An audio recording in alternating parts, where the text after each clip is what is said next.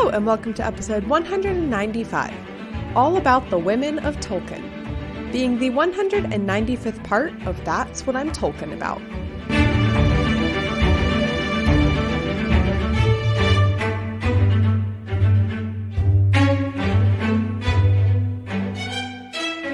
Hello, my name is Mary Clay. If that's too complicated for you, just call me MC.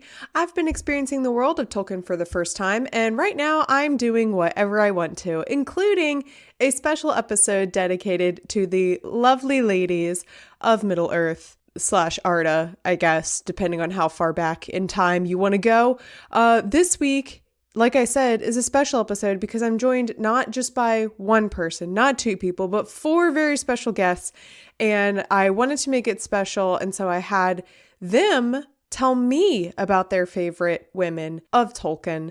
And I thought that would just be more fun. It's always just exciting and fun to hear people talk about the things that they are enthusiastic about. So that is how I put together this episode. Obviously, there are so many characters in the Tolkien legendarium, and we joke a lot about the lack of female representation, but there are still a lot of really wonderful women characters to talk about, and we're not going to be able to talk about all of them because we would be here for days and days and days. And as lovely as that is, you know, I have to eat sometimes, and some of you guys have children to take care of, and we have jobs to go to. So this is what I came up with, and I was really excited to work on it. So thanks for letting me take last week off, by the way. I appreciated that so much. It was great to get to focus on this and put this together. And so without further ado, let's jump into it and hear it from our first guest, Delia of Black Nerds Create. And joining me to talk about a character I've already forgotten that she told me she was going to do is Delia from Black Girls Create. No, not Black Girls Create anymore. Black Nerds Create. Correct. Black Nerds Create. And she's here to talk about a wonderful woman of the Tolkien world. I could just change it last minute on you. You wouldn't even know. You really, like, I kind of wanted to forget because I just want to hear people, like, tell me exciting things. I kind of wanted to be completely surprised. And then I was like, no, I need to plan some things. So. Well, this is even more exciting. I was already excited. No, I just remembered who you picked now. Probably because I explicitly very much love this character.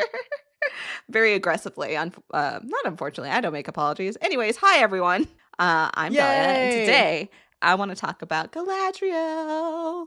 Yay! Yay! And the crowd went wild, as you should. She deserves it. Yes, absolutely. With Galadriel, we get into some interesting territory because obviously we have some new Galadriel material from the Rings of Power show.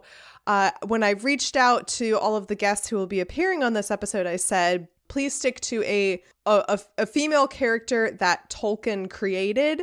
So people like Bronwyn and Nori were not up for grabs, but Galadriel obviously is like the OG, I feel like, maybe besides Luthien. Absolutely. I mean, quite literally, she's very old, so. Older than Luthien. Mm-hmm. Luthien's, I'm trying to do family trees in my head. It's not working out. It's fine. But Rings of Power has brought some interesting dynamics to Galadriel. We've seen a lot of different versions of her, I guess, from the Silmarillion up through the beautiful portrayal by Cate Blanchett as well.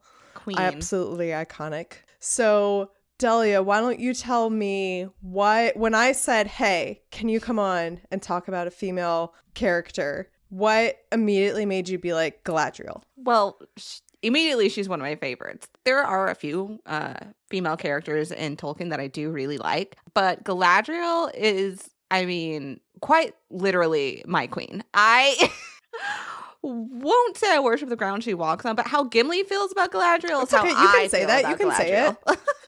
I absolutely do. I think she can do no wrong. I would love, I mean, it's not going to happen, but I would literally, what am I trying to say? I would love for Tolkien to still be alive and have written a fully fleshed out, consistent Galadriel story because his works on Galadriel are not the most consistent. Which is fine. Things change. He's changed his mind a couple of times, so we kind of have to suss out for ourselves what we think is canon, I think, when it comes to Galadriel. But I mean, would he have written her well? That's a good question. But still, I want the story. I want the tea. Yes, that's a good point that that I don't think I've ever thought about too much, is that there are a lot of different iterations of Galadriel, and like sometimes we don't know. Sometimes she's like this almighty, all-knowing person, and then other times she's like a more down-to-earth, like when you look at her family, because remember, she is one of the Noldor. Is she the only girl? No, there's like one other girl of like all the cousins of the sons of Feanor, right? That's some interesting dynamics that she was mixed up in, getting over to Middle Earth. That's why I think it's so confusing to me when people who really, you know, are into Tolkien's works, like they've read the books, they've read like the extended lore, let's say, when they say her portrayal in Rings of Power is not believable. Like, yes, I know there are quite literal like inconsistencies, like as far as like dates and things like that. I'm not talking about that. But when they're talking about she wouldn't be wearing armor like that, she wouldn't be, how do you think that? Because just look at her background. It's completely believable to me that she would have been out here in some capacity. Yeah, I agree. So what are some of your favorite, I don't know, like highlights of Galadriel? Like we said, she's been around for a while, right? She's been around like since the beginning. Right. What are some of your like favorite, I don't know, Galadriel moments in time? I have so many. I will condense them. Well, I guess I'll start at the most recent, quote unquote. You can start however you want. I'm here to listen. With Gimli, I love Galadriel with Gimli because I feel like that it speaks to everything we need to know about her as a character. Mind you, by this time, she's already passed the test, as it were. But the fact that she, as not just any elf, right? She is one of the Noldor. She came from Aman. She is Lady of Lothlorien. I think it's very profound that she doesn't discriminate against dwarves. Basically, that sounds so basic when I say it like that, but it's like, congratulations, Galadriel, you're not racist like the rest of your forefathers. Right. It sounds so basic when I say it like that, but it really is. I know, yeah. Such a big deal that she... Well, yeah, it's a huge testament to how much has happened, like literal history has happened between these two races of people, and how complicated that can be. It, much like in real life, you need those leaders of groups of people to be the ones to step up and be like, no, we're going to treat each other with respect and kindness. And changes Gimli's heart in the process too, because he's never been received with such respect and kindness by, again, any elf, really, much less like Galadriel. The elf. Right, exactly. Yeah. One of the greatest elves in Tolkien's Legendarium. I think it's very moving because also she understands his grief at seeing Moria the way it was. And most people, or I'm sorry, most elves specifically would not, because they don't go to Khazad-dûm. Galadriel's been to Khazad-dûm. Like, they don't go underground because that's not, elves are about the air and the trees, and rocks are icky and gross, and dwarves are icky and gross. So that's definitely a key moment to me that, I mean, I already liked her a lot, but I really feel like that's the core of who she is. I feel like among elf kind, she is more open-minded, I would say, and she thinks out of the box. I would also say it's not really a moment. A favorite thing about her, kind of a moment, is that she has always peeped what Sauron was up to. Like, she has never ever been taken in by him. And not to say that's people's fault, but Anatar comes to the elves and she rejects him because she is incredibly insightful. That's part of her character, is how insightful she is. She can see into people's minds.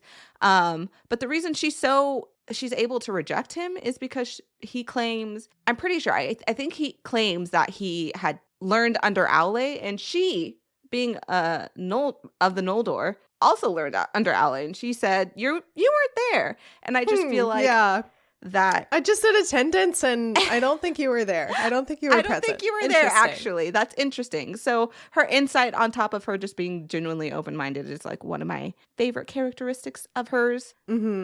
Yeah. And I feel like worth noting a little disclaimer that, of course, that is very different from what happens in Rings of Power. Yes. which I like to view as a completely separate thing because of how much of a simp I am for Halbrand and for that, you know, enemies to lovers so to good. enemy to lover enemies that could have been. If it was not Tolkien, if it like wasn't meant to be a Tolkien story, I would have been like, they should obviously be evil king and queen together. Obviously. Like, duh. I think, here's the thing. If I'm pretty sure the last episode I was on was for Rings of Power, and I'm sure we gushed about this because I am very much. Absolutely. I Yes. 100% am about this. I'm about Halbrand and Galadriel. She should have turned evil. I'm sorry. She should have. Should have been evil. Yes. I would have supported her because she's my queen regardless. However, I do think it's interesting because I see what they're trying to do. And I get people being upset, but I see the path that they're trying to go down because, again, I don't know exactly what works they have access to as far as like the copyright and stuff. So I can't say where they're pulling. Better Tolkien experts than me could probably tell. But we know that Sauron considered her his equal, which is also why I stand. Because, hello? Yes. She's the only one he considered his equal. So I do feel like knowing that fact without any explanation does beg the question, how? Why? Because we don't see them interact. We presume they interacted because they were running in the same circles around this time, but they didn't ever directly interact. So I think creating this delicious potential enemies to lovers with this tension is a great way to do it. Yes. And I think J.R.R. Tolkien was a coward to do it himself. It takes bravery. Yeah.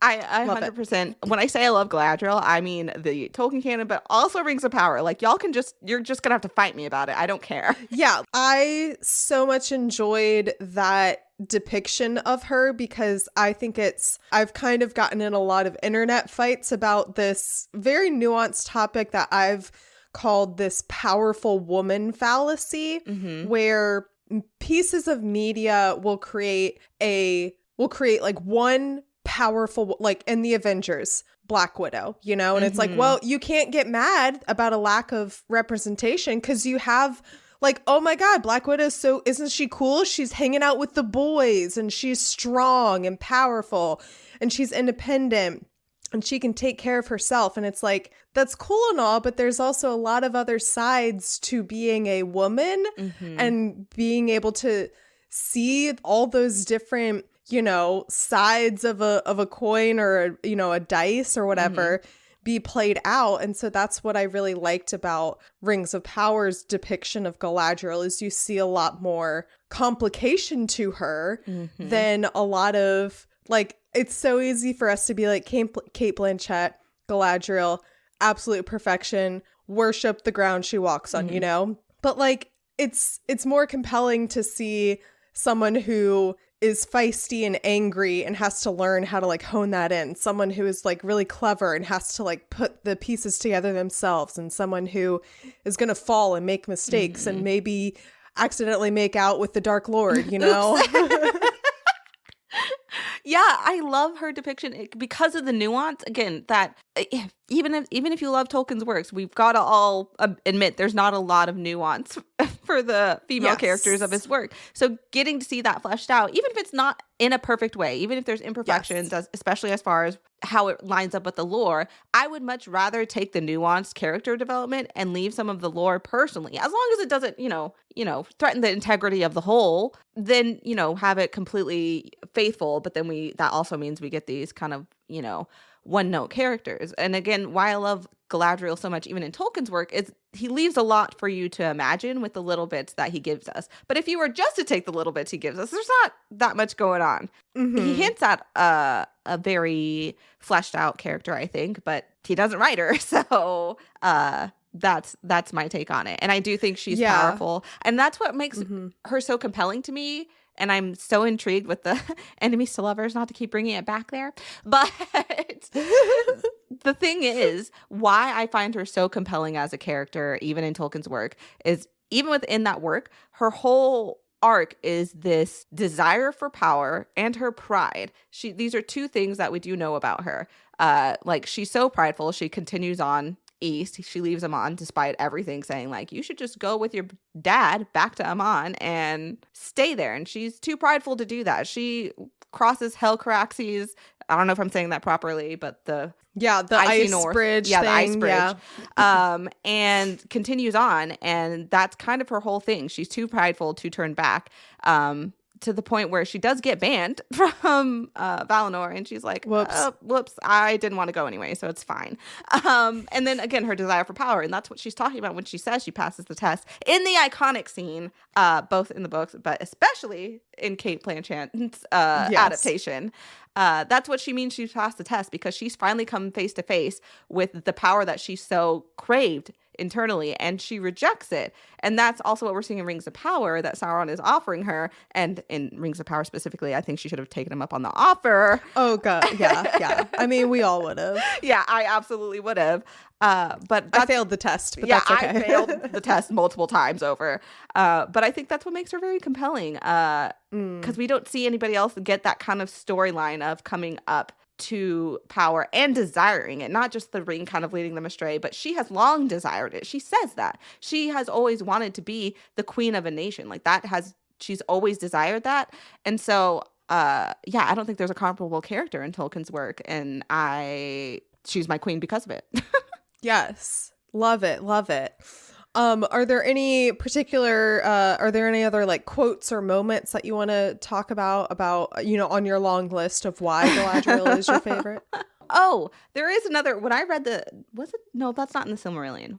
Where is it where we learn about her hair? Yeah, I was also I wasn't sure if you were going to bring that up or not, but it's the thing. I don't remember reading it in the Silmarillion, so I don't know where it happened, but obviously it was in some footnote of a letter or whatever that Tolkien wrote, because people reference this all the time about how Feanor asked for her hair and he told her, and she told him no. And then that's what makes it so impactful when Gimli does the same, and she gives him, it's really hilarious without any of the context, because it's just like, wow, Gimli, what a creep. You asked for this girl's hair. I never understood it when I had only, because again, if you've not heard me on this as a guest before, I saw the movies first and read the books much later.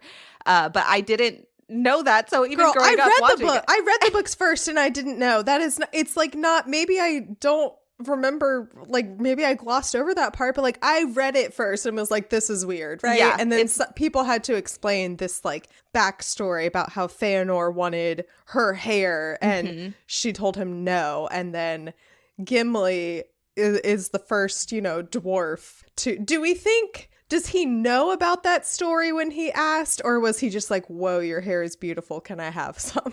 I don't know, because so the thing is, it's believed that it's not actually, I don't think it's actually, but it's almost as if her hair shines with the light of the trees, the two trees, because it's got silver and gold to it, and that's what makes it so beautiful. But doesn't Gimli say, I should have pulled the quote, but he says something to the effect of like, it's more beautiful than the gold of the mountain and more shines brighter than the silver of the moon, or something like that. He says something to that effect. And so when I read that, I'm like, does that mean, is there like dwarf lore about this hair or the Silmarils? Like, what does that mean? I don't know. I don't know that he knows, but I think because he's a dwarf, he can recognize like that type of beauty. That's how I take it.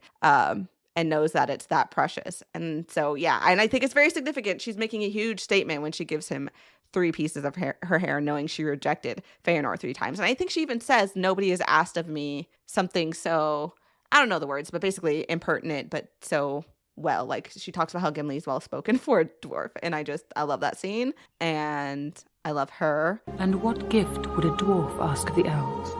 Nothing. Except to look upon the lady of the Galadriel one last time. For she is more fair than all the jewels beneath the earth.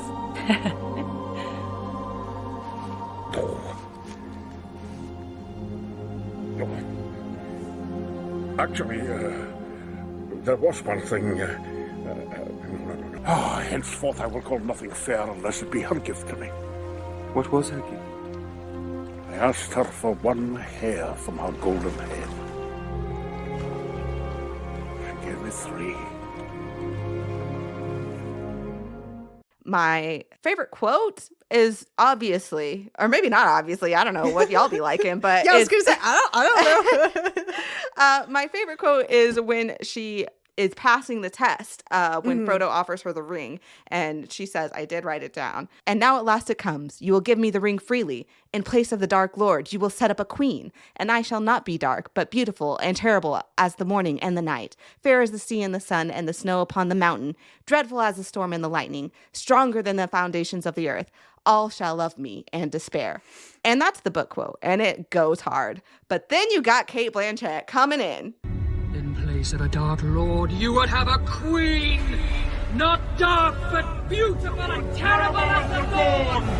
Treacherous as the sea! Stronger than the foundations of the earth! All shall love me and despair!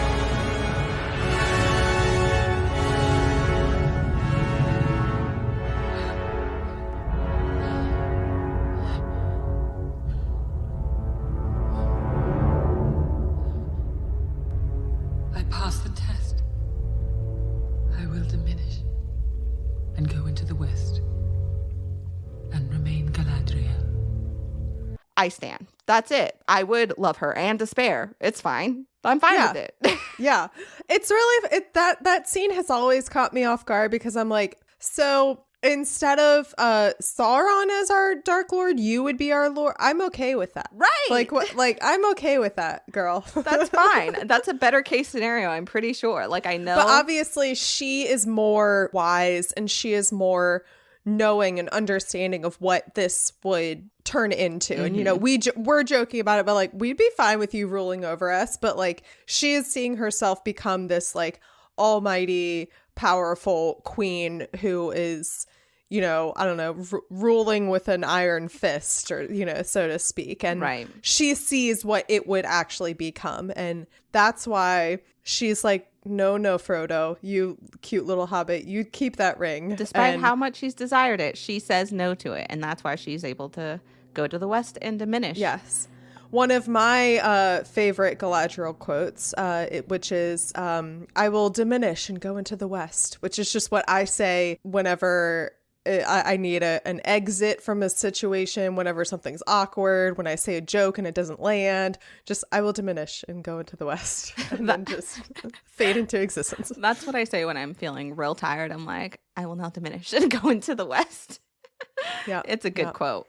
She has great quotes also in general throughout the stories. So I would highly recommend people dig into it. But also if you watch the movies, you know, the whole intro to the series is done by Galadriel. Another quote of hers that I just remember sticking out watching Rings of Power, she says, there is a tempest in me. I didn't even think to grab Rings of Power quotes because that one. It's okay. That but like, one. I don't think they meant, there are a lot of things that I don't necessarily know that the writers meant to be, you know, like we recognize that it's not J.R.R. Tolkien writing the scripts, you know?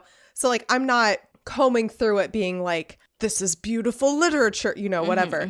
But I just remember that part happening and being like, just the validity of finally seeing like a compelling female character and watching her express a variety of emotions and being like, there is because I can't exactly remember the context of the scene, but they were definitely talking about like the storm that brought Halbrand and her like together and then to Númenor.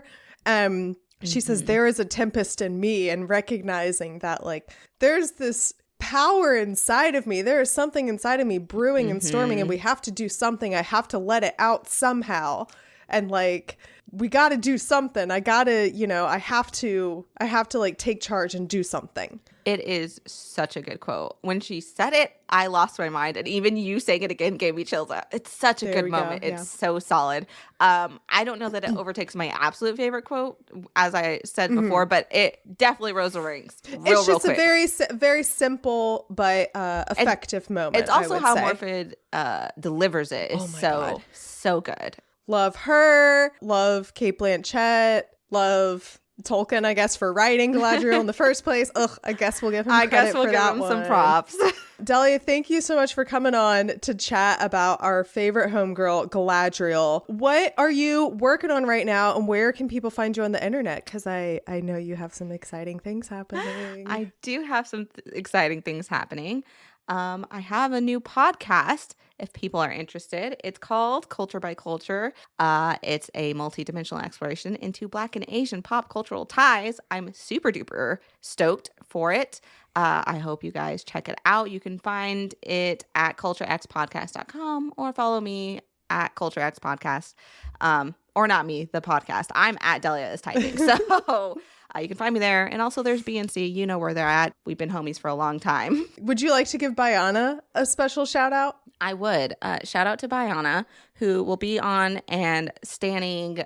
Who is she standing? I forget. I think she's doing Luthien. That's right. Shout out to Bayana, who will be standing Luthien. Also a solid choice. She is everything. She is the moment. I can't wait for the energy. And honestly, if we can work in the enemies to lovers in the episode, let's do it. I don't know how y'all can circle to it, but y'all should circle to it.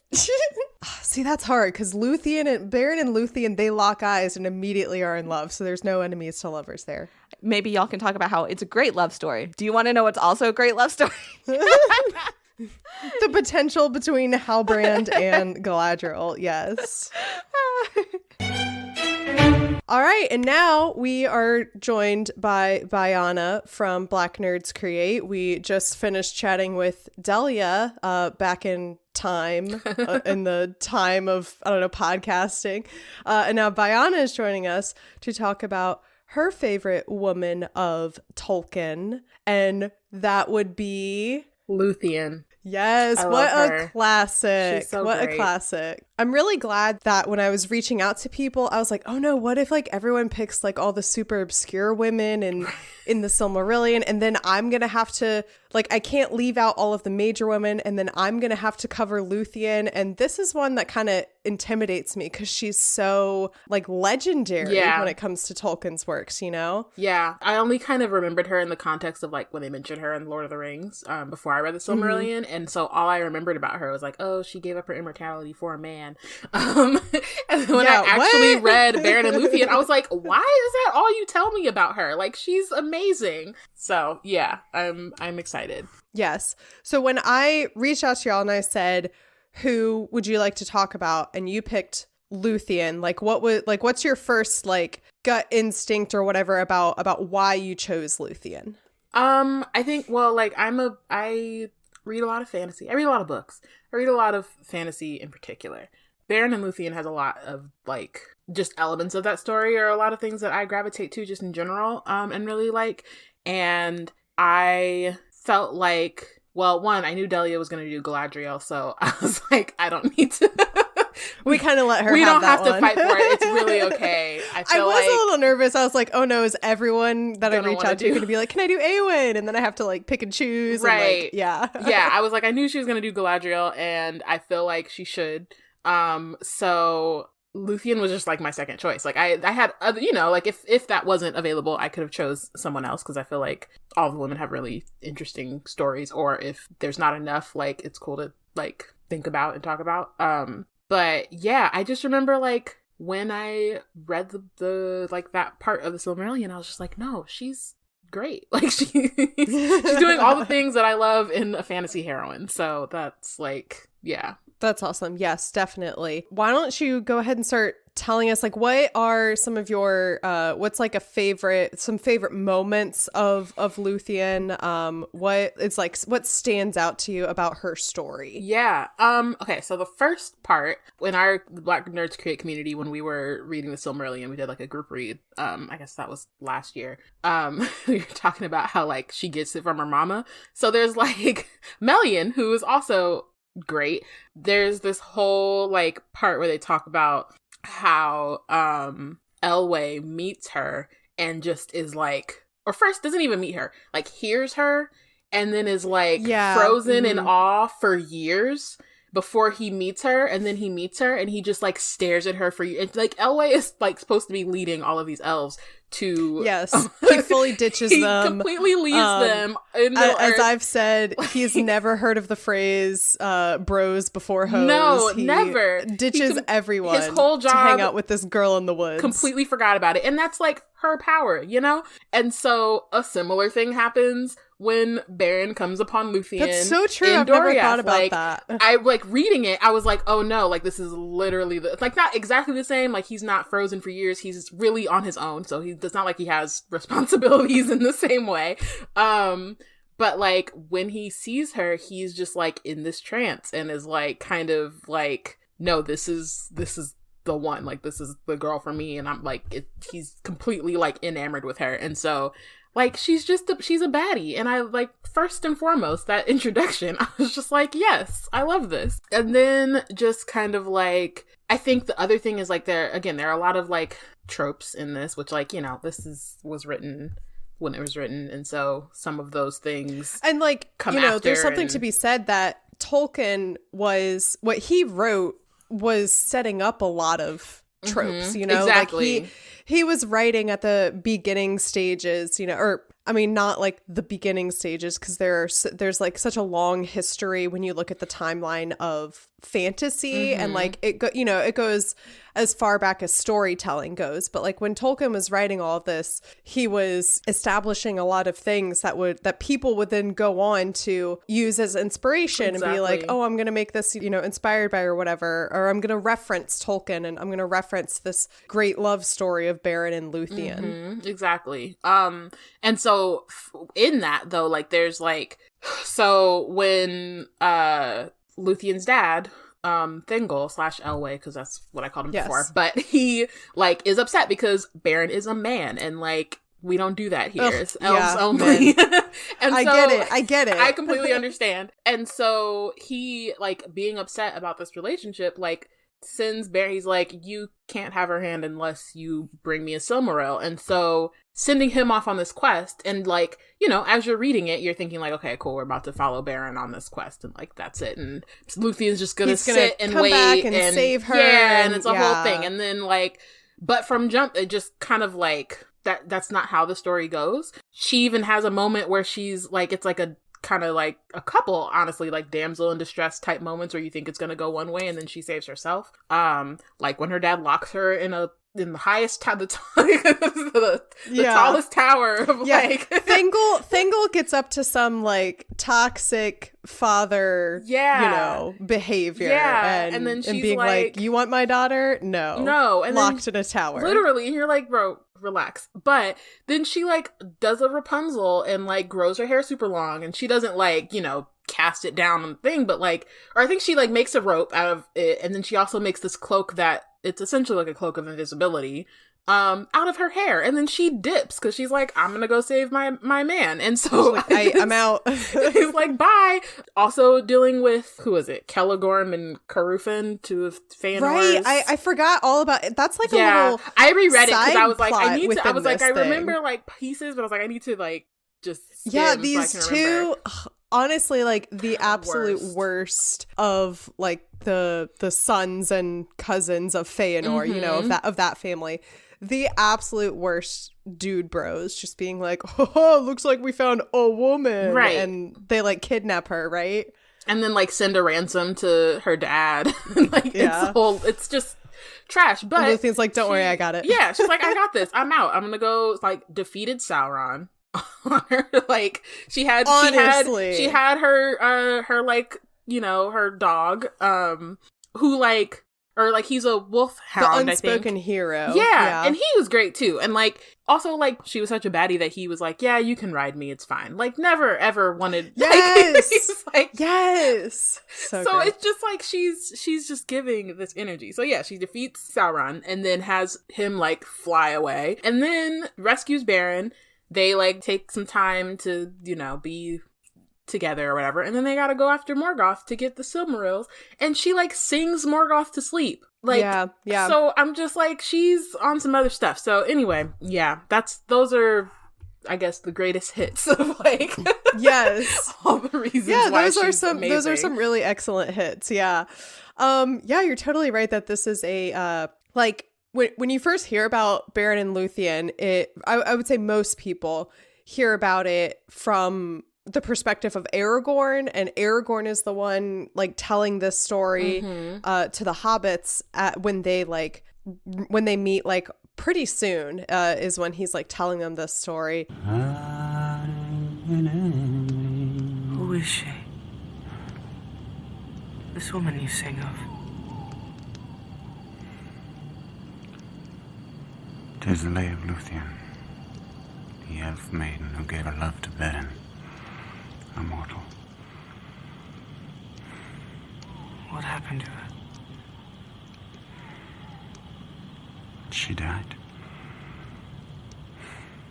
I laugh so much at myself now because when this is happening in the book, it goes into like classic Tolkien, like long random poem. Oh my gosh.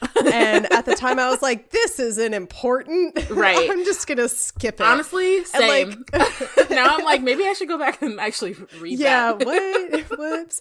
And then like, it turns out that story was actually extremely important to the heart and soul of who Aragorn is. Mm-hmm. Yeah. But anyway, yeah, you first hear about the story and you're like, oh, it's just going to be like a classic little love story. Like, oh my God, this elf gave up her immortality for a man? Right. I would never. Never. What is wrong with her? And like, it's interesting because like you said, like the way that Aragorn like talks about it, that's essentially it. And obviously it's like, supposed to be a parallel with like him and Arwen and stuff. And like, so there's that, but I also like think of like when you read the Silmarillion, you realize how messy the elves are. And like, oh my God. So to them, it's also like, it's not just when Elrond is telling Aragorn like all this stuff about like how he needs to be a king, he needs to do this, that, and then I'm like, bro, like your like grandfather, come on, like murdered his entire people or something, Like it's just it's wild. So it's just like it's also that like when it kind of shifts your perspective because you're like, oh, they're also just like petty and elitist and all that stuff. So yeah, of course they would have this just huge story about like the way that this like these two people literally like fought in Morgoth and won, but instead we're gonna focus on the fact that like she decided that she was gonna come back and live a mortal life. Also, she went to the Hall of Mandos and like convinced him to bargain with him. Yeah. And it's like the only time he's ever done that. He was like, nah, I'm not doing this again. Never thought to do it before. And like actually gave her this choice. And so like, yeah. It's just interesting because there's so much more there. Yeah. And the there's elves so are much just more flatten than you it think at because first. they don't, they are like, we're better than men, even though history would really show not. that they're not. Man, if there's just like anything that I learned from reading this, as much as I have completely forgotten, like my mind is a sieve when it comes to the Silmarillion, but just learning so much about like who the elves really are and like their past and stuff, and adding it into this like greater context of like how they are existing among the other peoples of Middle Earth, and being like, oh, they're actually kind of the worst. Right. And they are committing these like crimes of humanity. Like, right. And then like, once they're done, once it's like, oh, the time of the elves is over, they're like, could you imagine fighting in wars? You're just like, we would never, please. Except for you did. Lost and it the was whole swath terrible. of land. Like, oh my God. Please. So what's a few traits about Luthien that are compelling to you? I think her like, what's the word? I guess maybe like tenacity is the word. The way I was thinking tenacity and you said it. Yes, we were totally connected. Like, love it. yeah. Anyway, continue. Yeah, I mean, she is not there. There's also the moment where Beren does the classic like hero of the story, like, no, I must go alone and, stay and live and whatever, self-sacrificing, whatever. And she's like, no, like we've already tied our fates together. Like, I'm not about to just sit around. Yes, I remember this part of the story. Yeah, they're kind of like debating about what to do, and then the dog, who can only speak like 3 times and then he dies, is like, hey, I'm gonna step in here. You guys are you're cute, but you're a little stupid right now because you're so intertwined. It doesn't matter like which way you go. Like, you're going to be, you're going to end up together in like some form or another, like whatever happens. Yeah, exactly. Your fates are intertwined. Yeah, exactly. So I think that also just, being locked up by her dad, like having to deal with the Sons of Fëanor, like all of those things and like getting through that and never really just seeing that through to the end. I think that, I mean, I don't know if this is a personality trait per se, but I just feel like she would have the best fashion. She has like, she's, best singing voice. She's like, giving, again, she's a baddie. I love that for her. She is the daughter of, Amaya, and, like one of the high elves. And so that is, like a very unique blend of these two. I don't know if like the Maiar are like a race or whatever, but these like two like mystical people, and I feel like that does give you some like form of like outward beauty, you know, and being like, she's the coolest, everything she does looks amazing, right? Like flowers are growing as she walks through the forest. It's like I saw Luthien wearing a camo skirt and flip-flops, so I wore a camo skirt and flip-flops. Literally that. Also, I feel like she could just like magically like weave together like leaves into like a Met Gala like style ball gown. Yes, absolutely. 100%. I feel like that's canon. Yeah, I feel like those are like the two. Like the main two. Yes, her tenacity and her fashion. And just her like, her like how she I mean, it's not even just how she presents herself, just like her innate like power. Yeah. And I think also worth noting that she, we're like really hyping her up. She is a very like special person when it comes to like the existence in Middle Earth because of like her heritage between these two people. Like she's a very special person, but she is also very like grounded and humble and graceful. Yeah. And she's not, she could easily be like really obnoxious and arrogant and, conceited. I mean, man, look at her dad. Like, with all of these opportunities. Man, I feel like if I were to have asked myself to come on this podcast, I might have talked about Melian because I think she's super fascinating, and there's so much that Tolkien doesn't tell us about her because a lot of times it says in like one sentence, it's like, and then Melian like whispered to herself, "Oh my God, my husband is an idiot," like that kind of thing. Or like Melian took him aside for counsel, but he decided to not listen to her, like those kinds of quick things. And it's like so anyway, Luthien has all of these things that could make a very awful, like mean spirited person, but obviously because of the way that she's able to convince Mandos to kind of like give both her and Baron this second chance at life together, he wouldn't have done that if she wasn't like a kind-hearted person. Bayana, thank you for coming on and chatting about the one and only Luthien. Please tell me and the listeners, what are you working on? Where can people find you on the internet? Any exciting stuff coming up? Please share that. So you can find me on Twitter and Instagram at Yana Wrote It. And then everything that Black Nerds Create does at BLK Nerds Create on Twitter, and then at Black Nerds Create on Instagram and Tumblr. I am the co-host of the Wizard Team podcast, where we discuss Black fantasy stories, and currently are wrapping up Amari and the Night Brothers, which is an amazing book. So if you want to listen to that, you can. What else? Yeah, I feel like that's it. Again, if blacknerdscreate.com you can find pretty much everything that we do. It's a lot. It is a lot, but it's a lot of really great stuff. Especially, I feel like y'all are good at touching a variety of like nerdy corners of the internet. You know? There's something there for everyone to enjoy. Yeah. There's like 7 of us on the team, so we've all got like intersecting interests and like separate ones, so we can kind of like cover a lot, I guess. Yeah, that's awesome. All right, and joining me now is Lauren of Laurendoescosplay. Welcome, Lauren.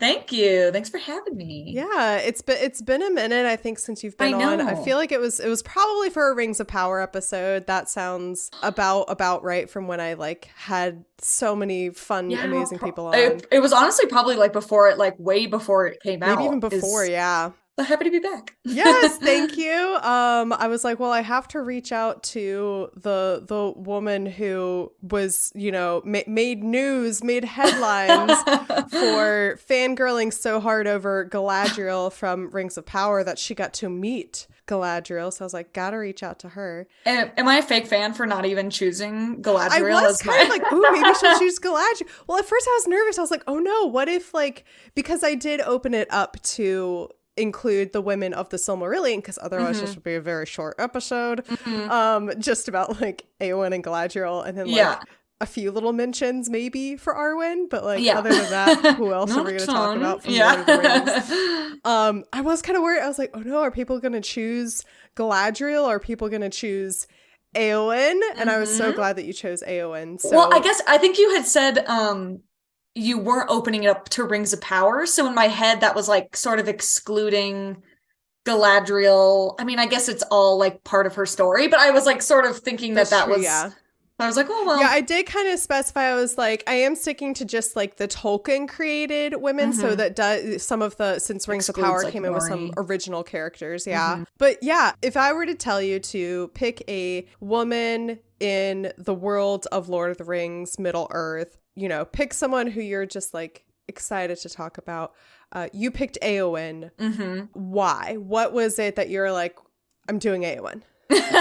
I mean, I feel like it's obvious that she's like a feminist icon, like a fantasy. Yeah, like she is truly that bitch when it comes to like amazing women in fantasy. I was sort of, you know, while I've been pondering on it, while I think Tolkien does this with like all of his female characters, like there's that many, but like I think he does a great job of like retaining their femininity.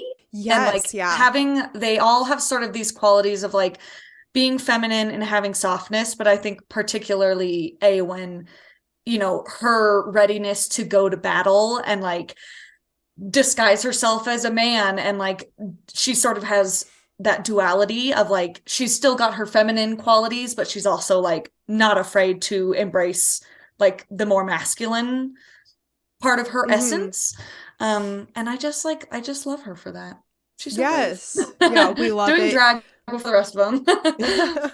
Yeah, it is really nice to see. I talked about this with one of the other guests on this episode, that sometimes in like action movies or whatever, when they want to put in a quote unquote strong female character, sometimes it's like it goes a little bit too far into being like, yeah, we're feminist, woman power, all this stuff. And it gets very like one-sided, and it's very much like one note, like, oh, she's not like the other girls, you know, like. Yeah, and it feels like that thing in media where it's like the strong female character has lost her, or not lost her femininity. And there's nothing wrong with being like a not feminine, strong person, but I think we're talking about like in media how that is sort of represented. And I like that she's still got that, and I don't know, it just like having that feminine essence is just like refreshing. It's almost like Tolkien was a little bit ahead of his time, or is it not? And I don't know. I guess I know. Like, in some cases, it's like he was ahead of his time in so much of what he did, I think, and in other cases, it's unintentionally almost. Yeah. It's the kind of thing where I'm like, I don't think he set out to be like, yeah, I'm gonna write this badass chick who's feminine and has a sword. Like, I think he was just doing it so unintentionally because just from what I know about his life, I think he was surrounded by a lot of really strong yet soft women in his life, you know, and he took, as we see in a lot of other stuff from Lord of the Rings, a lot of it is like inspired by his own life, you know. So I can totally see why he would choose to write women that way unintentionally being Yeah, like, I mean, I guess, and that is just like a product of the time. It's not like women in that time were like, no one was being strong in that way. So it's almost like it went so far over, like where we're at now. It's like you can only show a strong female character if like it's way, and you know what it is? It's because right now I feel like it's very pandering to a male audience because men don't take women seriously unless they don't have feminine qualities. Yes. Yeah. And so it's like he inadvertently sort of like subverted that. Like he couldn't have expected it to go so far in the opposite direction that now it sort of like hits right in the middle where it's like, it's nice to see like a strong but also feminine, and like all of his characters are like that. So again, I don't think he was like setting out to like write this kind of person. But it's nice that it happened that way. Yeah, exactly. Yeah, I've been working my way through the Witcher books, and there's a lot to be said, obviously, about like a fantasy novel written by a man in, I think he wrote them in like the 80s or something. I should look that up. But like, you know, written by a straight man, fantasy of, you know, bygone days. But there was like this one story about Geralt helping someone who had fallen in love with a mermaid, and he wanted to like take the mermaid home, and Geralt was like translating back and forth, and and the mermaid was like, no, I'm not giving up my tail for him. He can come live in the ocean with me. And Geralt is like, she said no, she doesn't consent. And then the Duke that hired him is like, well, then I'm gonna capture her and put her in a pool until she gives up. And Geralt is like, that's a bad idea for a variety of reasons. And so it's the kind of thing where it's like, I don't think this guy set out to write this story about, you know, like feminism, but it's nice that it didn't end terribly, you know? Yeah, what, you know, could be a lot worse. Could be a lot worse. For a story with only 3 women that talk, you know, we got like the best that we could hope for from that. Yeah, it's like the bar's low, so we're willing to accept so it. It's like, woo, it's like sailed right over it. Yeah, that's what I am enjoying about doing this special episode, is that even though the female characters are, you know, far and few between, they're still really like top-notch quality characters. Yes, like genuinely great characters. Yeah. Love him for that. Yes. What are some of your favorite traits about Eowyn? What's you know, something about her character and what she does and what she stands for that is compelling to you? I love, again, just like her willingness to not just lay down and like accept her fate in this world that's crumbling around her. Like she's like, no, I'm not just gonna go sit with the women and the children in the, you know, in the basement. Like I want to get out there. I want to fight for my people and for my country, which is, I think, very admirable. And I love how compassionate she is, and I think that is seen by her community just in general, but I think we really see it with her relationship with Mary. And because I think they're sort of in the same boat, like she wants to fight for her people and her country, and now Mary's in this position where he's like, oh, this is real, and like I want to fight for the Shire and like for my friends and stuff, and nobody takes him seriously. And she's the only one that's like, you know, and they're sort of in it for not in it for different reasons, but they're sort of feeling this way for different reasons. Her, because people aren't taking her seriously as a warrior because she's a woman, and Mary because of his size, and they don't think that he has any value in battle. And so her empathy towards him and her compassion to his desire to want to help. And like, I just love the way that they team up and are both able to like fulfill that for themselves. Yes. And then of course, because of that, you know, that ability in her to be able to connect with Mary and for them to, you know, form a relationship and to trust each other. Because of that, they then go on to defeat the Witch King together. Yes, and it's so incredible. Some like deep, complicated lore history behind that, that I just recently learned that blew my mind. And I was like, there's no way this the Tolkien thing? No, it's so Mary, it has to do with the sword that he has. He uses to stab the Witch King. Okay. So way back when Aragorn's great granddaddies were alive and like fighting, rangering whatever off in that area of Middle Earth, there were battles against the Witch King, and at one point a bunch of those people died and were buried on what's it called? The Barrow Downs. And they're buried there, and then the Witch King or some of the Nazgul or something, whatever, they go over and they basically like put a curse on it. And that is where in Fellowship of the Ring, Merry and the hobbits have like a brief little stopover into the old forest with Tom Bombadil. They get captured by these like cursed beings in the Barrow Downs, and they get their swords. And those swords were specifically made for fighting against Sauron's like forces of darkness way back when. And so the reason that Merry's Merry is able to like inflict some amount of damage for Eowyn then to, go in with the killing blow, is because his sword that he had was specifically made for fighting the Witch King. Lauren's having an aneurysm. I am endlessly impressed with how deep Tolkien's lore goes. I really am. It's very convoluted, and sometimes I'm like, no. Yeah, I mean, like, obviously he made that. Like, obviously he made it up. Like that's the whole thing. But I'm like, no, there's no way that works out. But anyway, it leads to them, Eowyn being able to connect with him, and then they're able to take down the Witch King together. Is really, it's a really obviously powerful moment. It's a kind of thing that is especially in the movie and with like modern day tropes and stuff, it's very corny when she, I am no man, and then screams at Is it? Oh, we're calling it corny now. It's corny. Okay. It's corny. Come on. I don't agree. I think it's some badass. of it's corny, but obviously I appreciate the heart of the scene. I think it only comes off as corny to me because like at this point now there have been so many other forms of like the reveal.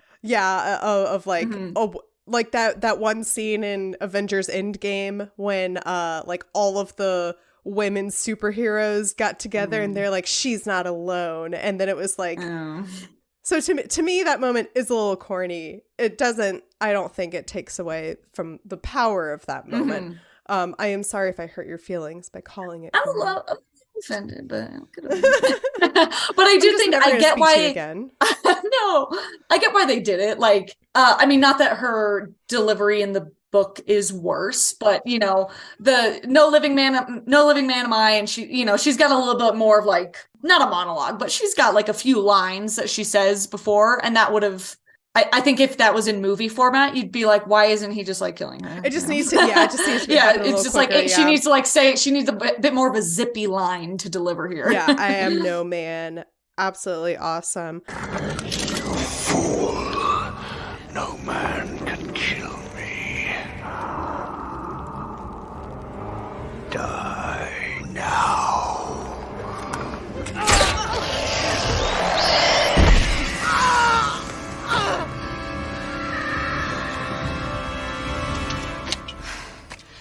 I am no man. I'm not an artist, but I have tried to make a sticker, and it's just a silhouette of her like stabbing the Witch King, and it just says "Gaslight, Gatekeep, Girl Boss." I would like the first run of that, please. It doesn't. Any iteration of what I just tried to describe to you has not turned out well. Like, it all looks terrible. And I'm like, oh, that's right. I can't do it. I can't do art. I remember now. But the sentiment is there. I get what you're going for. Something else I think that's worth talking about too is Eowyn and her relationship with Faramir. Reading the book, and I would say more, it's definitely more in the movies that they're like, ooh, we're going to hint at this love interest between her and Aragorn. And it's so easy to pair them together like in any other kind of movie or book or something. Aragorn and Eowyn would be, it's like, oh yeah, warrior guy and warrior girl, like they're gonna be together. But Faramir is like the only person who really deserves her, and also vice versa, because they both have such gentleness within them as well. Yeah, that they are like bringing out the best qualities in each other. Whereas I feel like with like Eowyn and Aragorn, it would just be like stoking the flames the whole time, and like that's not healthy in the long term. What would they talk about? Like, imagine them like having conversations. It awkward. Yeah.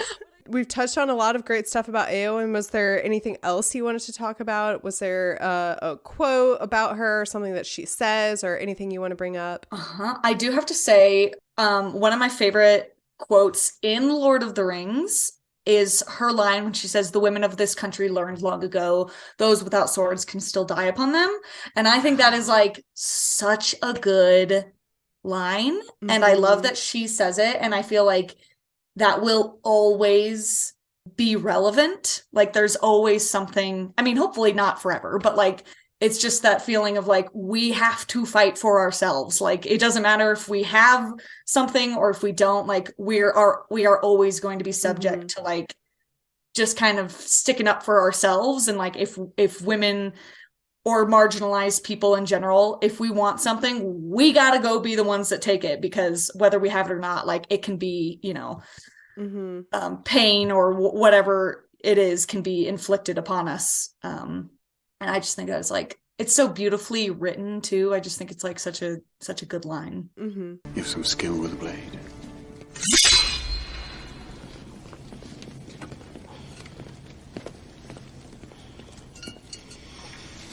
The women of this country learned long ago.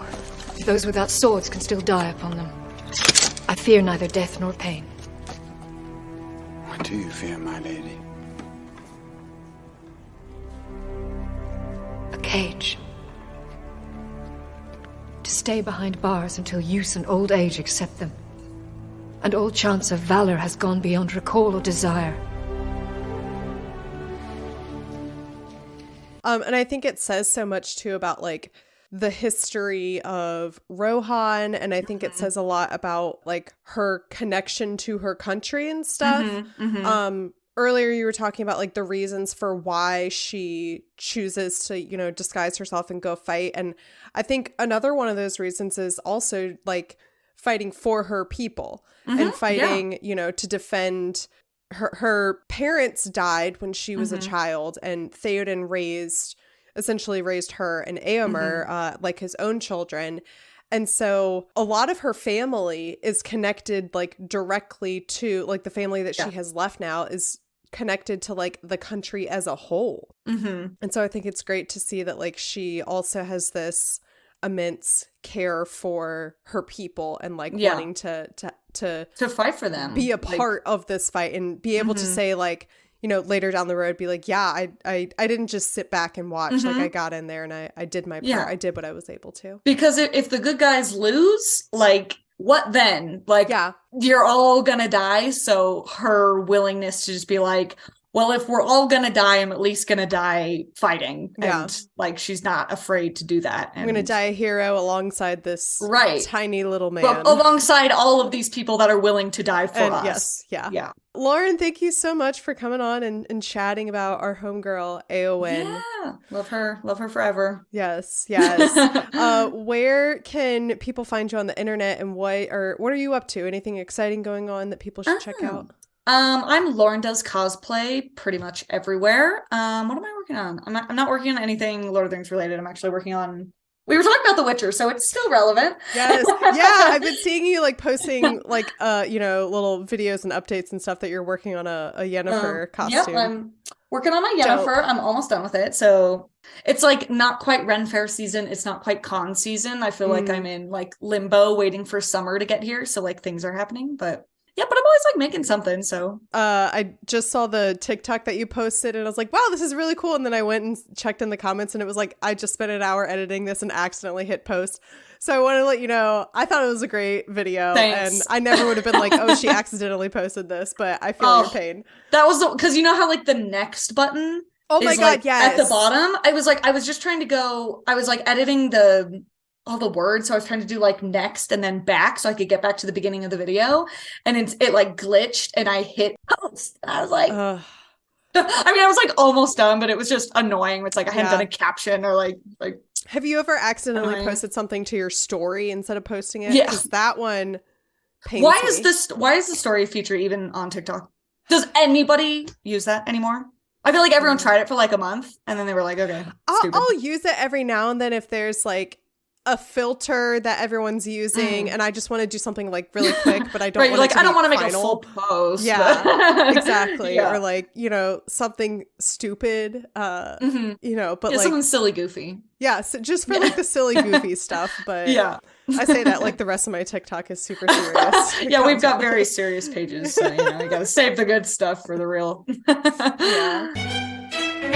And now I'm joined by the wonderful Andie of Tolkien with Friends, fellow Tolkien pun podcaster. Love to see it. It's the only way to do it. It's the only way. This is the way. That's the way. I'm only on Mandalorian TikTok because it is a intersection with Pedro Pascal TikTok. So that's the only thing I know. Anyway, we're not here to talk about The Mandalorian or Star Wars or Pedro Pascal, sadly. Oh, maybe next time. Although shout out, I do know there's a podcast out there. I'm pretty sure it's called Pedro Pascal or like Pedro Podscal. Oh my or God. Something. And they're doing like they're going through the works of Pedro Pascal. So wow, that's amazing. Mad respect. Okay, anyway, we're not talking about men. We're not talking about men today. Screw men. Gross. Ew. What are they even doing in this universe? We're continuing our conversation about the women of Middle-earth. And when I reached out to Andie, I want to specify that I did make it clear that the Silmarillion was open as well. And you still chose a woman from Lord of the Rings. And we've already talked about Galadriel. We've already talked about Eowyn. And aside from like some other side characters, you know, it's like there's not that much, you know, it gets slim pickings once you get after Eowyn and Galadriel and I guess Arwen, but she's not really existed in the books too much either. Yeah. And you picked like a home run Ioreth, who is this random woman who shows up. You've just read these intense chapters in Return of the King. You've read the Siege of Gondor, the Pyre of Denethor, the Battle of Pelennor Fields, and then we go into the Houses of the Healing to recover, and this wonderful woman comes to us. Yes. So Ioreth, we don't know a lot about her, but it doesn't make her any less lovable. Yes. Oh my gosh. Love her. Yeah. So, I mean, if you're unfamiliar, she's the eldest woman that serves in the Houses of Healing. You know, one of the people that attends to whoever comes in who is wounded, is sick, and needs like a hospital stay, basically. And she is the eldest. She makes a reference to maybe growing up in Imloth Melui, which I honestly cannot totally tell you where that even is, but are roses in there. Gondor. It's in Gondor somewhere, right? I'm assuming. It's definitely in Gondor somewhere. But it doesn't even matter, and because I think that the real joy of this character is how she, you know, it's been really serious, and she comes in, and it's kind of a taste of like maybe the differences in like what is up with Gondor. You know what I mean? She's one of the only, you know, we meet Baragond, who is a captain of the guard. We meet his kid, Burgil, and he's cute. And then, she kind of provides another flavor for what people in Gondor are like. You kind of get this, you get more perspective about, like, what is the everyday, like, we know what the steward of Gondor thinks, and we know what the king of Gondor, and we know what, the steward's two sons are like, but what are these, like, everyday people like, Mm-hmm. And, so if you're unfamiliar with her character, she comes in and she kind of helps move things along in, like, unexpected ways. So at the point that she's introduced, Faramir, like, has a really bad fever and they can't figure out how to get it down. And she makes a comment, would that there were kings in Gondor as there were once upon a time, they say, for it is said in old lore, the hands of the king are the hands of a healer, and so the rightful king could ever be known. And Gandalf is like hanging out. Funny you mentioned that. Yeah, he's like, may people remember you, man. Like, he was like, that is correct, and we've got one. And so he goes and gets Aragorn, who is therefore able to... He's been being, like, such a good boy because he's so noble to his own, morals that he's like, it's not proper for me to set foot in Minas Tirith, to return to Minas Tirith under these circumstances. I'm gonna chill outside, and guys. And he doesn't know that Denethor is, So like, he's like, hey, I don't want to step on any toes. Like, I don't want anyone to make the assumption that I am coming in here to claim we it. need you to step on toes. Yeah. We need these assumptions happening. Yes. But he's such a good, we're not talking about the men. No. Sorry. So, but he comes and he's able to heal, not only Faramir, Eowyn, and Merry, who have been, kind of have like the most severe, but he's able to heal a lot of other people. And after he does that, Faramir, when he wakes up, he refers to him as king. Faramir is like, I know you. And this is the point where she's like, oh, king. She's like, did you hear that? I knew. What did I tell yes, you? Exactly. She's like, what did I say?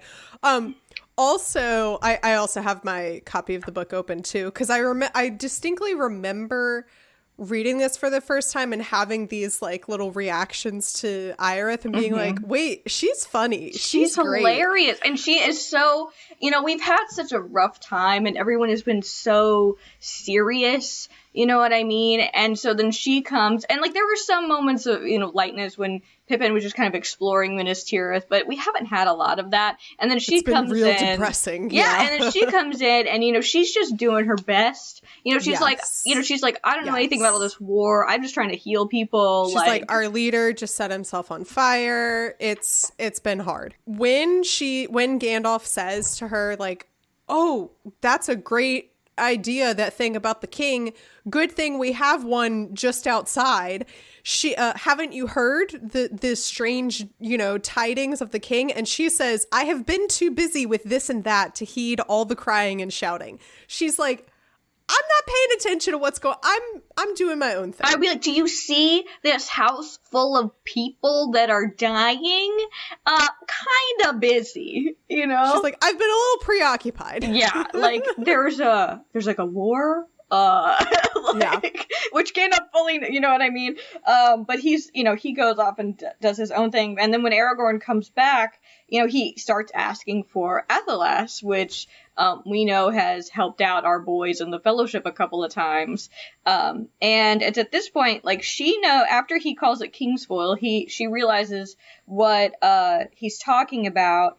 And you start to kind of get a sense of how much she likes to talk here, which I think is great. I mean, I totally related to that a lot. Sometimes you just get on a spiel, and she's like, why, I've never heard that it had any great virtue, and indeed I've often said to my sisters when we came upon it growing in the woods, Kingsfoil, I said, 'tis a strange name, and I wonder why 'tis called so, for if I were a king, I would have plants more bright in my garden. Still, it smells sweet when bruised, does it not? If sweet is the right word, wholesome maybe is nearer. She's just going off about like what she would plant in her garden, and Aragorn's like, that's great. Okay. But then he gets to the lore master, and you know what's funny is that I was, just to kind of get my ducks in a row, I just checked the Tolkien Gateway to see if they had found any other snippets about her, and there really wasn't. It's really just this passage, or this piece in Houses of Healing, and then again, and the Steward and the King, around Aragorn's coronation. But there was a line that they put in there that she is talkative, and because of that, Gandalf and Aragorn are annoyed with her. And I'm like, there is no evidence that they were ever annoyed with that's Ioreth. A full they were, like reader interpretation they were thing fully right there. Annoyed with her boss. And so it's just interesting to me that somebody saw that and then like translated it as them being annoyed with her. With this like talkative woman, yeah. And I was like who they are turning to in this time, like they're looking to her for her, local knowledge. Yeah, and even when they go to get Aragorn, Gandalf goes to get Aragorn, and they're like, they don't immediately let him into the city even, and he's like, as your wise woman Eoreth said, you know what I mean? Like Gandalf respects her and appreciates her for her contributions and is never annoyed by her. They do both make fun of her boss, the herb lore master or whatever, or herb master, who, gives all these different names for Ethelas, but like doesn't know that it's amazing and all the virtues of it and, the healing it can do. And, Gandalf and Aragorn makes fun of him later to like Merry and Pippin, but Gandalf is just straight up like, shut up, dude. Get us the herb, This is kind of important. We need this thing. Yeah. So I just thought that was crazy. Like, I was like, what? I was like, seriously? And then I was reading and I was like, there is no evidence of this. She is a queen. And I love her. Tolkien, when you're reading it, there's no, in a modern day book, you would read it as like, Ioreth said, and like there would be more descriptors about her character, about her mood, about her tone. Like, yeah, she's talking about like, still it smells sweet when bruised, does it not? If sweet is the right word, wholesome maybe is nearer. Wholesome, verily, said Aragorn. And now, but if it was a modern book, the author might put in like, wholesome, verily, said Aragorn quickly, trying to get her to finish her point, or like if that's what he was going for, you know, that's like what. So, but Tolkien, it literally just says, said Aragorn, said Ioreth. So it is up to, a lot of people don't like to hear it, but a lot of Tolkien is up to interpretation, because there's a lot that is left to the imagination when you're reading it and being like, how are these characters interacting? How are they, perceiving each other and reacting to each other? Yeah, I just think it's more clear from like what they actually say about her that she's like a competent person in her job, and then they make fun of her boss, who is just like, he's like way up here with it. Like he wants to talk about like all the very, he's like, all the names, that's so cool. I mean, it's very like dude from Reddit, is it not? Like, it's actually cool. He shows up later and he's like going on and on about the different names and whatever it's called, and Aragorn says, I care not whether you say now Essaya, Aror, Aronian, or Kingsfoil. So he's like, I don't care whatever you're calling it, just give it to me. Like, and then later he makes fun of that to like Merry and Pippin when they're like feeling a little bit better, and he's like, I don't know. I think Mary's trying to ask him to go get his tobacco, and he's like, no. But yeah, he makes fun of him, and it's definitely not Eoreth that he's making fun of. Just for the record, Yeah. So we see her again, of course, when Aragorn is getting his coronation, or when it's all happening, and she's kind of like explaining. I forgot about that part. Yeah, she's like explaining to her kinswoman about hobbits and stuff. And because, they all come, at first it's like when they all arrive to the city and they're all pretty much ready to like accept Aragorn as their king. And so she's like, oh yeah, those are the Perinath. Like I actually tended to some of them in the Houses of Healing. And she gets interrupted by the ceremony. I mean, she's very real, and that, there's always somebody like talking in a crowd like that, and she's kind of trying to show like off a little bit to her friend, like, oh yeah, I already know what that is, and I mean, I think she loves being right, as you can see when Faramir calls Aragorn king, and she's like, she's like, and you know it, and we also, it's also kind of implied that she kind of spreads the word that the king is back, and because it says, and soon the word had gone out from the house that the king was indeed come among them, and was ran through the city. So the rumor starts with her, which I think is adorable. Yes. When it's like the actual ceremony point, and the whole city kind of has to agree to let Aragorn in to Minas Tirith, right? And so they're all like, hey, you know, like, do you agree? And everyone's like, yeah. And then she turns to her kinswoman, and it's like, this is just ceremony, such as we have in the city, cousin, for he has already entered, as I was telling you. And he said to me, and then she's like, she's interrupted again because Faramir, you know, actually starts the ceremony. It's so funny to me that she's just like, you know, she's living her life. She's doing her thing. She's talking to, I can see how especially if you're looking at it through like a male gaze, that some people would be like, she's just like the town gossip. She's like a busybody, you know? Yeah. But like in this kind of a situation where like they don't have cell phones and the internet and like they don't have like these certain forms of communication and stuff.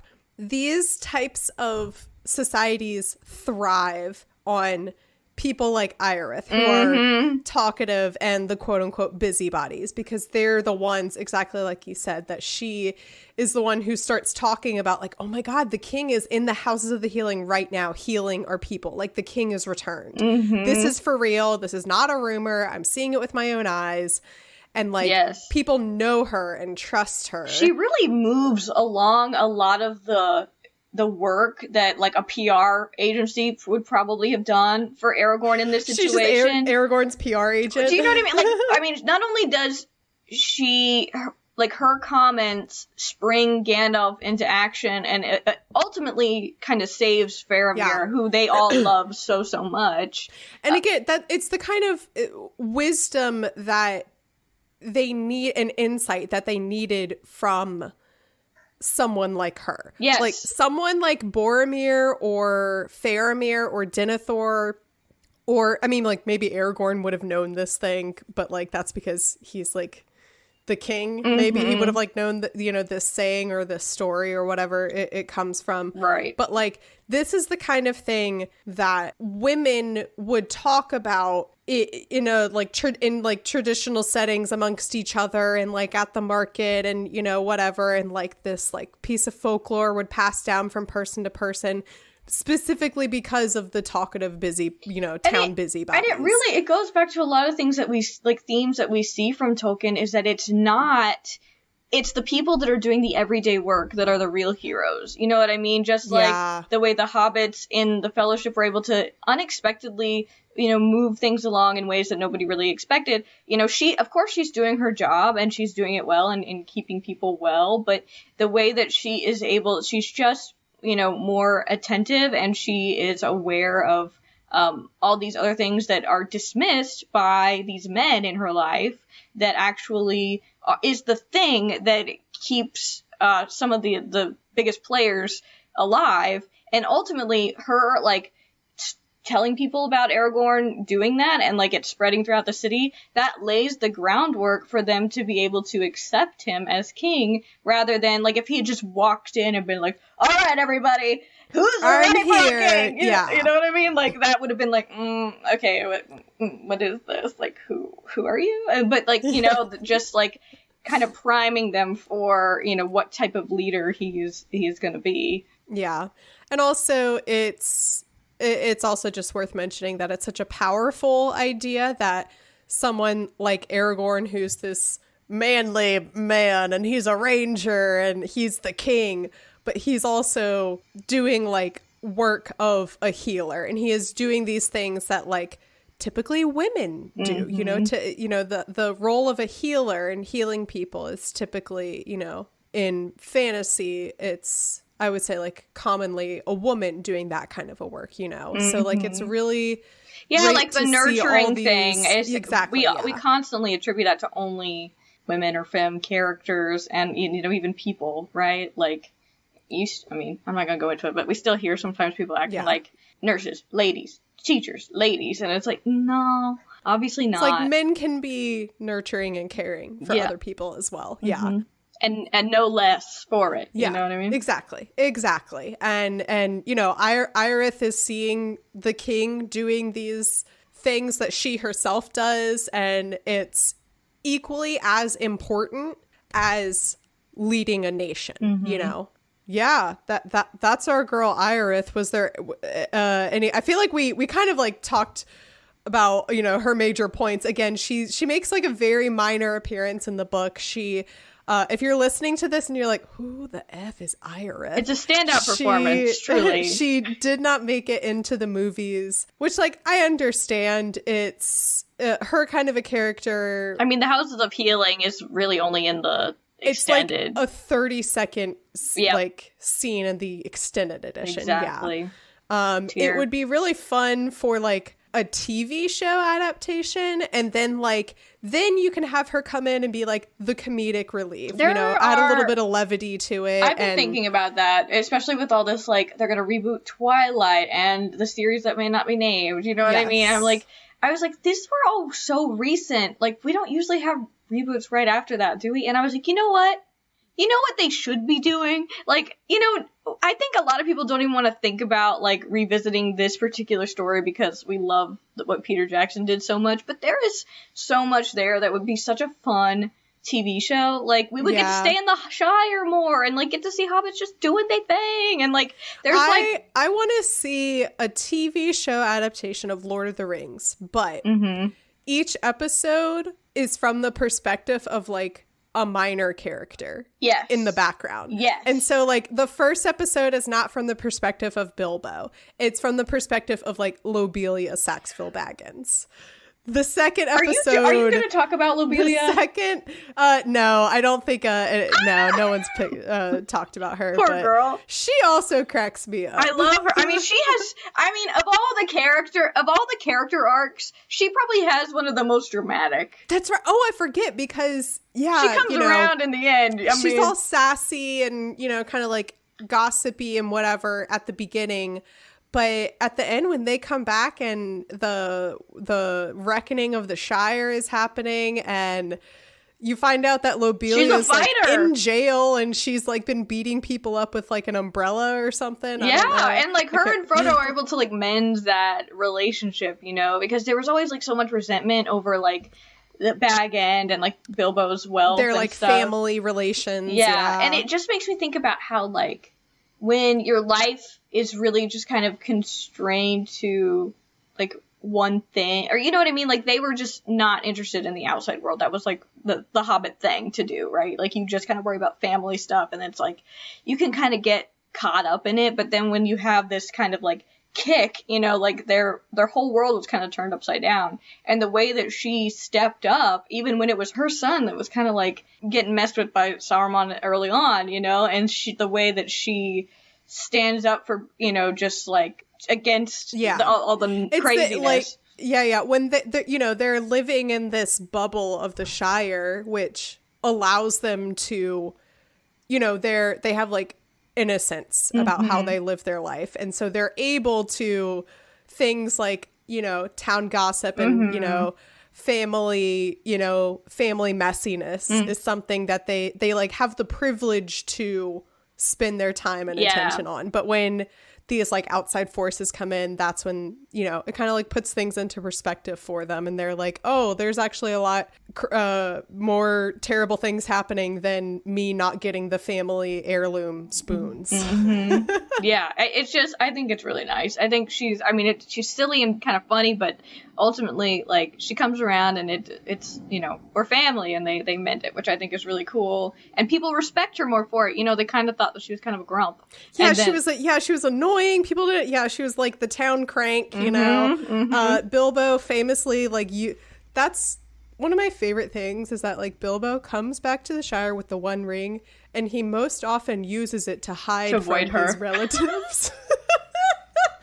Sauron's like all powerfulness and evil raining down upon all of Middle Earth, and Bilbo's like, oh no, someone knocked on the door. Oh, I am introverted today.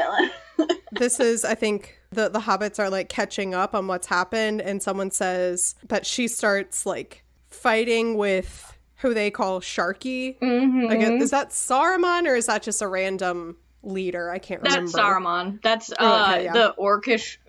Saruman thinks it's a cute nickname they have for him, but it means old man. Right. They're like making fun of him to his face. Yeah. So she's like yelling at him. And then it says, I'll give you Sharky, you dirty thieving ruffians, says she, and ups with her umbrella and goes for the leader near twice her size. So they took her, dragged her off to the lockholes at her age too. Yeah, so she like fully got up in the fight. She was like, you know what, when it comes down to it, like I have my morals and my like loyalties to my people here, not, you. And I love when they break her out of jail. It says, there was Lobelia, poor thing. She looked very old and thin when they rescued her from a dark and narrow cell. She insisted on hobbling out on her own feet, and she had such a welcome, and there was such clapping and cheering when she appeared, leaning on Frodo's arm but still clutching her umbrella, that she was quite touched and drove away in tears. She had never in her life been popular before. Oh, that's great. Oh, precious. That's so funny. Good for her. Love it, love it. So I guess we did talk about Lobelia. So that's our little ditty on Lobelia. 2 for 1. A 2 for 1 when Andie comes on the podcast. Thank you so much for joining me. What do you have going on right now? Where should the people find you on the internet? Oh, right. That is important. So we are on Tolkien With Friends, my podcast. We're currently doing a comparison of The Hobbit. We are doing chapter by chapter, comparing, the books and the movies. It has been a ride. And, you can find us on YouTube at Tolkien With Friends now, so that's fun, as well as Instagram and Twitter, or you can find all the links at tolkienwithfriends.com. And, stop by, give us a listen. Yeah, I was on, it'll be out, I think, coming up later on, but I was on for the Queer Lodgings chapter with our homeboy Beorn. Yeah. The bear man. I love himself. It's my guy. Yeah, go check that out. If you want more like Hobbit content, now that, we're like, it's sometimes really fun to go all the way back to like where it started with Tolkien, I find that's why like I find myself more kind of drawn to The Hobbit. Yeah. Because for me, it's like, wow, it's look like at my what comfort you book. started. Yeah. And it's like, really great. when you have like such this huge world, and there's so many different things that you can learn about, but the thing that is like not captured in any of in some of his other children's works, yes, but in the rest of Middle Earth, The Hobbit is really just a standout because it's so whimsical. It's like the fairy tale of all of it, you know what I mean? And it's whimsical, it's a little bit silly. I think we get to see another side of Gandalf that I really like, and it's just a nice easy peasy read, and I love Bilbo, so it's fun to hang out with him. Yeah, definitely. That's What I'm Talking About's cover art is by Vaishon Brandon. You can support him on Instagram at Vaishon Designs. You can get merch for That's What I'm Talking About by going to tpublic.com/user/TolkienAboutPod. Now, unfortunately, there are no Eowyn, Gaslight, Gatekeep, Girl Boss, Stabbing the Witch King stickers, but there is still other wonderful merch for you to show off your love of Tolkien and Lord of the Rings. You can follow the podcast on social media at TolkienAboutPod, and you can find me on Twitter and TikTok at MCWattsUp and on Instagram at MCTurnedDownForWhat. If you want to support the podcast, you can become a patron. Go to patreon.com/TolkienAboutPod to explore the different levels of support that are available. If you join any level of becoming a patron, of showing your support, you will get access to a monthly newsletter. And this month's newsletter, what the heck? It's the end of April. Oh no, I have to write, what's the next month? May's newsletter. Oh dear. Oh my, I'm speaking like Winnie the Pooh. Okay, so this is news to me. It's the end of the month. Time passes. Anyway, if you sign up and become a patron, you will get access to a newsletter which has exciting announcements about the future of this podcast, by the way. Or you can become a sponsor of the podcast like Susan. Susan, thank you so much for your support of That's What I'm Talking About. This podcast is made possible by listeners like you. Thank you. As always, if you like what you're listening to, please make sure to rate and review. Like I said, this was a very fun, wonderful, special episode for me to work on. It was really great to get to put some time and energy into it and to get to talk to these wonderful ladies about the wonderful ladies of Middle-earth. So if you like this episode as well, please make sure to show it in those ratings on Apple Podcasts and Spotify and wherever else you are listening to this podcast. Andie, thanks again for coming on. Do you have any parting words for the audience? Don't sleep on our little side characters. Sometimes they're the movers and the shakers, you know what I'm saying? And that's what I'm talking about.